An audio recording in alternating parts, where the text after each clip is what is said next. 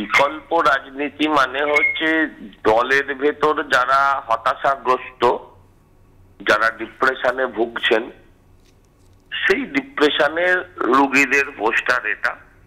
এখন এটা কোন দলের ডিপ্রেশনের রোগীদের পোস্টার সেটা বলাটা খুব মুশকিল। কংগ্রেস হতে পারে, তৃণমূলও হতে পারে, কারণ ভাইপো লাগাতে পারে এই পোস্টার। কারণ গতকাল থেকে সে বলেছে যে আমি কোথাও যাব না ডায়মন্ড হারবার ছাড়া।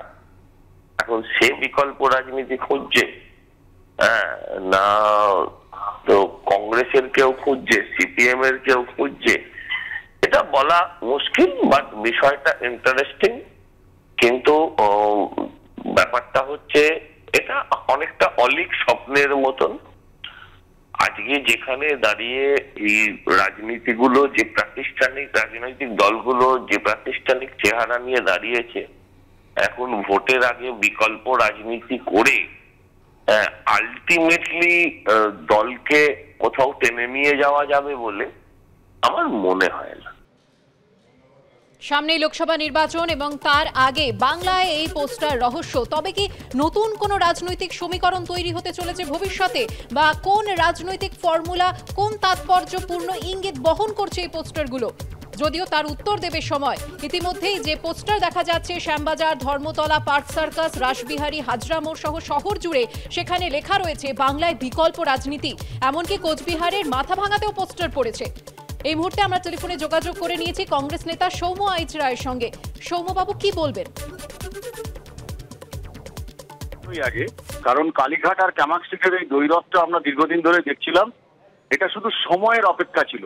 তৃণমূল কংগ্রেস এখন কার্যত পাওয়ার সেন্টার দুটো ভাগ হয়ে গেছে, একে অপরকে মানছে না, এবং এই কালীঘাট এবং ক্যামাক্সিকের এই যুদ্ধ, এই দ্বৈরথ এবং তাদের যে নীতি আদর্শ যাই থাক, যতটুকু অবশিষ্ট আছে, কার্যত একদম আড়াআড়ি বিভক্ত।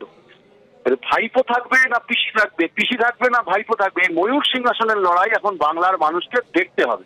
আমরা শুধু একটাই কথা বলছি ৯৮ সালে যখন কংগ্রেসের দল ভাঙিয়েছিলেন মাননীয় মুখ্যমন্ত্রী, এটা ভবিতব্য ছিল। আমরা জানতাম, দেখুন, সাপুরের মৃত্যু হয় সাপের ছোবলে। আপনি নিজের ঘরও আপনাকে একদিন ভাঙাটা দেখতে হবে মাননীয় মুখ্যমন্ত্রী। তার শেষের শুরু তৃণমূল কংগ্রেসের শুরু হয়ে গেল। ধন্যবাদ সৌম্যবাবু।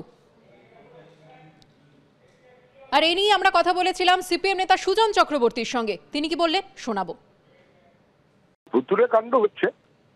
হঠাৎ করে কলকাতা শহরে একদিন পোস্টার পড়ে গেল, এখানে বোঝা গেল যে তৃণমূলের মধ্যে অন্তর্দ্বন্দ্বের প্রতিফলন, নাম না লেখা পোস্টারে। এই বিকল্প রাজনীতি যদি কেউ চান, তাহলে তাকে তো বলতে হবে আমি চাইছি।